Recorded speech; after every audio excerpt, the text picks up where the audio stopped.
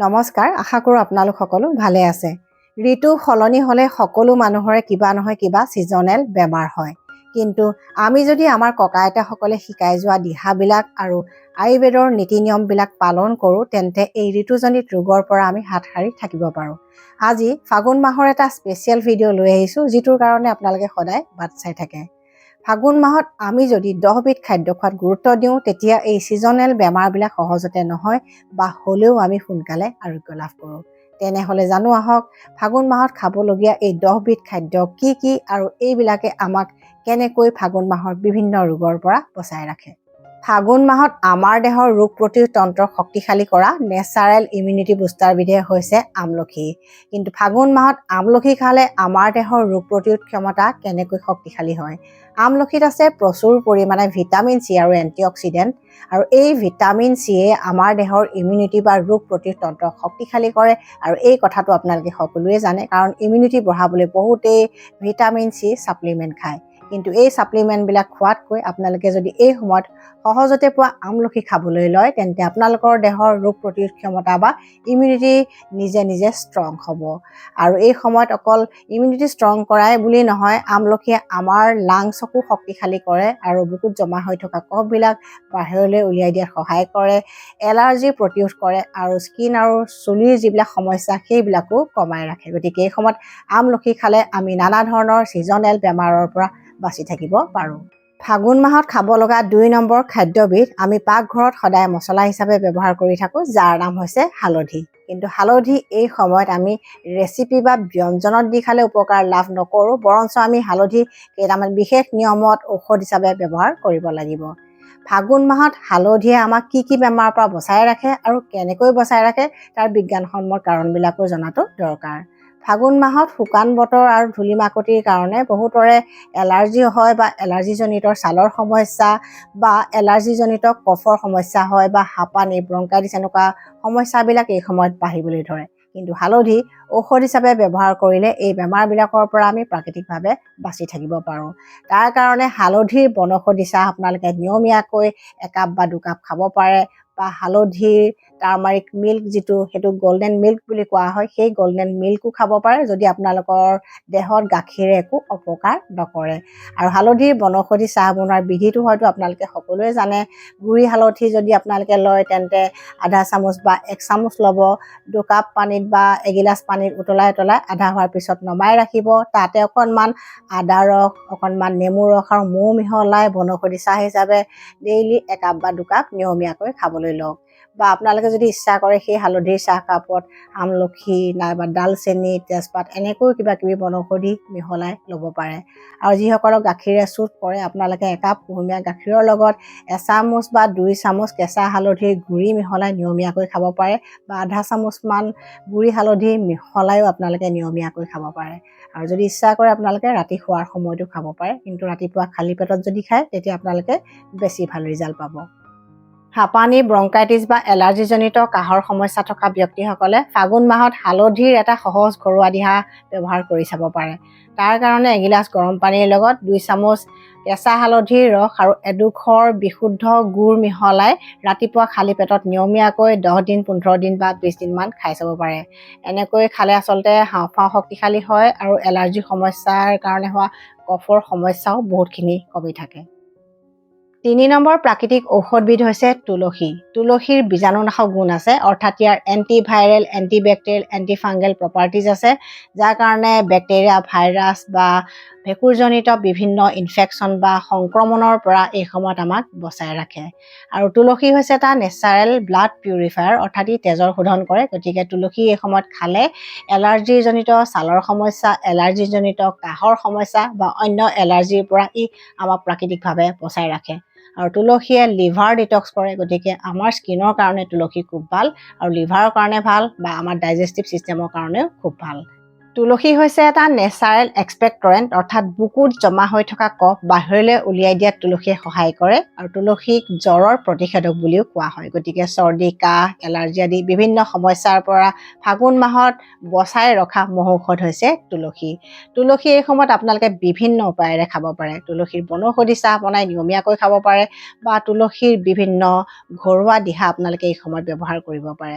বনৌষধি চাহ বনোৱাৰ বিধিটো হয়তো সকলোৱে জানে। তুলসীৰ লগত আদা, দালচেনি, লং, জালুক এনেকুৱা বিভিন্ন বনৌষধি মিহলাই আপোনালোকে হাৰ্বেল টি বা বনৌষধি চাহ বনাই নিয়মীয়াকৈ খালে ইমিউনিটি ষ্ট্ৰং হ'ব আৰু এই বেমাৰবিলাকৰ পৰা বাচি থাকিব পাৰিব।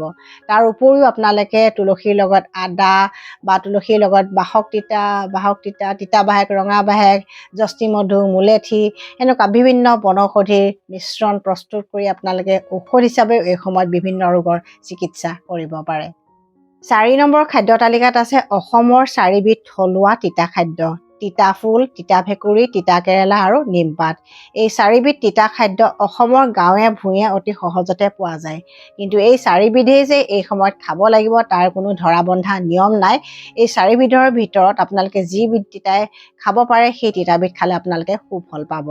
আৰু প্ৰতিবিধ তিতাৰে কিছুমান বিশেষত্ব আছে। যদিও 4বিধ তিতাৰে গুণাগুণবিলাক প্ৰায় একেই, কিন্তু প্ৰতিবিধৰে কিছুমান বিশেষত্ব আছে। যেনে তিতা ফুল বা তিতা বাহেক ফুলটো আচলতে আমাৰ কফৰ সমস্যাৰ কাৰণে বেষ্ট মেডিচিন বুলি কোৱা হয়। অৰ্থাৎ হাওঁফাওঁ বা শ্বাসতন্ত্ৰৰ ৰোগৰ কাৰণে তিতা ফুল বা তিতা বাহেক আটাইতকৈ ভাল মেডিচিন। যিসকলৰ হাঁপানি, ব্ৰংকাইটিছ থাকে তেওঁলোকৰ ফাগুন মাহত সমস্যা অলপমান বেছিকৈ হয়। তেওঁলোকে যদি তিতা ফুল ভাজি খাই থাকে বা তিতা ফুলৰ বিভিন্ন ৰেচিপি বনাই খাই থাকে তেওঁলোকৰ এই সমস্যা বহুতখিনি কমি থাকিব। আৰু ঔষধ হিচাপেও তিতা ফুল তেওঁলোকে ব্যৱহাৰ কৰিব পাৰে। তিতা বাহেক ফুলৰ পাতখিলাৰ আচলতে ৰস 1 চামুচমান লৈ তাৰ লগতে মৌজোল মিহলাই নিয়মীয়াকৈ খালে কফৰ এই সমস্যাবিলাক সহজতে নহয়। আৰু তিতা বাহেক পাতৰ ৰসৰ লগত আপোনালোকে আদাৰ ৰস দিব পাৰে বা অন্য বনৌষধিও মিহলাই ল'ব পাৰে। তেতিয়া অলপমান বেছিকৈ ষ্ট্ৰং হ'ব আৰু এনেকুৱা সমস্যাবিলাকত যথেষ্ট সুফল পাব। ফাগুন মাহত তিতা ভেকুৰী খালে চৰ্দি, কাহ, হাঁপানি, ব্ৰংকাইটিছ আদি শ্বাসতন্ত্ৰৰ ৰোগৰ পৰা প্ৰাকৃতিকভাৱে বাচি থাকিব পৰা যায়। আৰু ভেকুৰী তিতাই এই সময়ত কৃমিনাশক হিচাপে কাম কৰে। বিশেষকৈ কৃমিপেলুৰ সমস্যা থকা ব্যক্তিসকলে এই সময়ত ভেকুৰী তিতা খালে যথেষ্ট সুফল পাব। ফাগুন মাহত তিতা কেৰেলাই জ্বৰৰ প্ৰতিষেধক হিচাপে কাম কৰে। ফাগুন মাহত তিতা কেৰেলাই ছালৰ বিভিন্ন সমস্যাৰ পৰা আমাক প্ৰাকৃতিকভাৱে বচাই ৰাখে। যিহেতু তিতা কেৰেলাই ব্লাড পিউৰিফায়াৰ হিচাপে কাম কৰে আৰু ফাগুন মাহত সাধাৰণতে ধূলি মাকতিৰ কাৰণে বা এয়াৰ পলিউশ্যনৰ কাৰণে বা বতৰ শুকান হোৱাৰ কাৰণে বহুতৰে ছালৰ এলাৰ্জি, খৰ খজুৱতি আদিৰ সমস্যাবিলাকো বাঢ়ে আৰু এই সমস্যাবিলাকৰ পৰা প্ৰাকৃতিকভাৱে বচাই ৰাখে তিতা কেৰেলাই। গতিকে এই সময়ত তিতা কেৰেলাৰ বিভিন্ন ব্যঞ্জনৰ জুতি লওক আৰু ফাগুন মাহৰ বেমাৰৰ পৰা প্ৰাকৃতিকভাৱে বাচি থাকক। ফাগুন মাহত মেজিলছ, চিকেন পক্স আদি বসন্ত ৰোগৰ প্ৰতিষেধক হিচাপে কাম কৰা একমাত্ৰ তিতাবিধে হৈছে নিমপাত। নিমপাত যে বসন্ত ৰোগৰ প্ৰতিষেধক এই কথাটো আমাৰ ককা আইতাসকলে জানিছিলেই, কিন্তু আজিকালি বিভিন্ন ৰিচাৰ্চ ৱৰ্কৰ পৰাও এই কথাটো প্ৰমাণিত হৈছে। নিমৰ এণ্টিবেক্টেৰিয়েল, এণ্টিফাংগেল, এণ্টিভাইৰেল প্ৰপাৰ্টিজ আছে। অৰ্থাৎ ভাইৰাছ প্ৰতিৰোধী গুণ থকাৰ কাৰণে এনেকুৱা ধৰণৰ সমস্যাৰ পৰা আমাক প্ৰাকৃতিকভাৱে বচাই ৰাখে। নিমপাত ঘৰত ৰখাৰ উপৰিও নিমপাত মাজে সময়ে ভাজি খাব লাগে বা পিটিকা কৰি খাব লাগে। আৰু নিম সিজোৱা পানীৰে এই সময়ত ৰেগুলাৰলি গা যদি ধোৱা যায় তেতিয়া এই সমস্যাবিলাকৰ পৰা আমি প্ৰাকৃতিকভাৱে বাচি থাকিব পাৰোঁ। আৰু এই সময়ত আপোনালোকে বিভিন্ন ঘৰুৱা দিহাবিলাকত ফেচ পেক বা যিবিলাক হেয়াৰ পেক ব্যৱহাৰ কৰে সেইবিলাকতো নিমপাত দিবলৈ আৰম্ভ কৰক। দেখিব আপোনালোকে খুব সুন্দৰ ৰিজাল্ট পাইছে। ফাগুন মাহত পাচনতন্ত্ৰ আৰু শ্বাসতন্ত্ৰৰ ৰোগৰ পৰা বচাই ৰখা 5 নম্বৰ খাদ্যবিধৰ নাম হৈছে আদা। আদাত আছে জিঞ্জাৰল নামৰ এটা এক্টিভ ইনগ্ৰেডিয়েণ্ট, যিটোৰ কাৰণে এই সকলোবিলাক সমস্যা দূৰ কৰাত আদাই সহায় কৰে।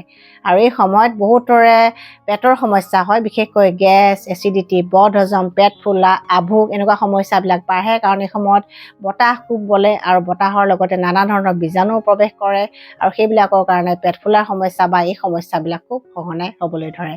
কিন্তু এই সকলোবিলাক সমস্যা দূৰ কৰাত সহায় কৰে আদাই।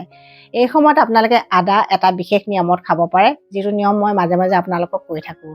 ভাত খোৱাৰ আধা ঘণ্টামানৰ আগত আপোনালোকে এডোখৰ আদাৰ লগত অকণমান ক'লা নিমখ আৰু অকণমান নেমুৰ ৰস মিহলাই চোবাই খোৱাৰ অভ্যাস কৰক। আপোনালোকৰ সকলোবিলাক সমস্যা নিমিষতে নাইকিয়া হৈ যাব।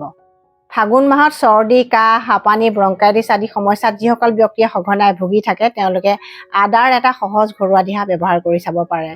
আদাৰ ৰস 1 চামুচ, এচামুচ তুলসী পাতৰ ৰস, এচামুচ শেৱালি ফুলৰ পাতৰ ৰস, এচামুচ বগা বাহেক বা তিতা বাহেক পাতৰ ৰস আৰু এচামুচ মৌজোল মিহলাই এটা পালি কৰি দিনে দুবাৰ গৈ যদি তেওঁলোকে অভ্যাস কৰে, তেওঁলোকৰ এই সমস্যাবিলাক সহজতে নহয় বা হ'লেও তেওঁলোকে যথেষ্ট আৰাম লাভ কৰিব। 6 নম্বৰ খাদ্যবিধ হৈছে অসমৰ জনপ্ৰিয় থলুৱা বনশাক মানিমুনি শাক। এই সময়ত মানিমুনি শাকে আমাৰ দেহৰ ইমিউনিটি ষ্ট্ৰং কৰে আৰু ফাগুন মাহত হ'ব পৰা পেটৰ বিভিন্ন সমস্যা যেনে ডিচেণ্ট্ৰি, ডায়েৰিয়া আদি সমস্যাৰ পৰাও আমাক প্ৰাকৃতিকভাৱে বচাই ৰাখে। যাৰ এই সমস্যা হৈ থাকে তেওঁলোকে মানিমুনি শাকৰ ৰস 4 চামুচমানৰ লগত অকণমান ক'লা নিমখ মিহলাই ৰাতিপুৱা খালী পেটত নিয়মীয়াকৈ খোৱাৰ অভ্যাস কৰিব পাৰে, তেওঁলোকে যথেষ্ট সুফল পাব। 7 নম্বৰ খাদ্য তালিকাত আছে নেমু টেঙা, চকলা টেঙা, পুৰণি কুজি থেকেৰা, টেঙেচি শাক আদি অসমৰ থলুৱা টেঙা খাদ্যবোৰ। এনেকুৱা টেঙা খাদ্যবোৰ ফাগুন মাহত কিয় খাব লাগে আপোনালোকে হয়তো ভাবিব পাৰে। টেঙা খাদ্যত আছে প্ৰচুৰ পৰিমাণে ভিটামিন চি, আৰু ভিটামিন হৈছে এটা পাৱাৰফুল এণ্টিঅক্সিডেণ্ট যিয়ে আমাৰ দেহৰ ইমিউনিটি ষ্ট্ৰং কৰে, আৰু এই সময়ত আমাৰ ইমিউনিটি ষ্ট্ৰং হৈ থকাটো আটাইতকৈ দৰকাৰী কথা। আৰু ইমিউনিটি ষ্ট্ৰং হোৱাৰ উপৰিও পাচন তন্ত্ৰকো শক্তিশালী কৰে, যাৰ কাৰণে আমাৰ পেটৰ সমস্যাবিলাক সহজতে নহয়। আৰু ভিটামিন চি থকাৰ কাৰণে আমাৰ ছালৰ কাৰণে খুব ভাল মেডিচিন বুলিয়ে ক'ব পাৰি, কাৰণ ভিটামিন চিয়ে ছালৰ কোলাজেন নামৰ প্ৰটিনবিধৰ উৎপাদনত সহায় কৰে, যিয়ে আমাৰ স্কিনখন ধুনীয়া কৰি ৰাখে, স্কিনখন টাইট কৰি ৰাখে। অৰ্থাৎ এই টেঙা খাদ্যবোৰে এণ্টি এজিং হিচাপে কাম কৰে। গতিকে ফাগুন মাহত আমি যদি টেঙা খাদ্য খাওঁ, বিভিন্ন উপায়েৰে আমি উপকৃত হওঁ। 8 নম্বৰ খাদ্যবিধ হৈছে পাকঘৰৰ মছলা কেঁচা পিঁয়াজ। কেঁচা পিঁয়াজ বুলি মই এইকাৰণেই কৈছোঁ কাৰণ পিঁয়াজ আমি ৰান্ধি খায়ে থাকোঁ, কিন্তু কেঁচা পিঁয়াজ হয়তো সকলোৱে নাখায়। কিন্তু ফাগুন মাহত যিসকলে কেঁচা পিঁয়াজ খাই থাকে তেওঁলোকৰ ইমিউনিটি শক্তিশালী হৈ থাকে আৰু ছিজনেল বেমাৰ, চৰ্দি, কাহ আদি হোৱাৰ সম্ভাৱনাও বহুতখিনি কমি থাকে। যিসকলৰ বতাহ লাগি চাইনাচাইটিছৰ সমস্যা বাঢ়ে তেওঁলোকে ডেইলি এটাকৈ যদি কেঁচা পিঁয়াজ খায় তেওঁলোক উপকৃত হয়, আৰু যাৰ টনচিলাইটিছ, ফেৰিনজাইটিছ আদি সমস্যা আছে তেওঁলোকেও ডেইলি এটাকৈ কেঁচা পিঁয়াজ খালে তেওঁলোকৰ সমস্যা এই সময়ত সহজতে নহয়।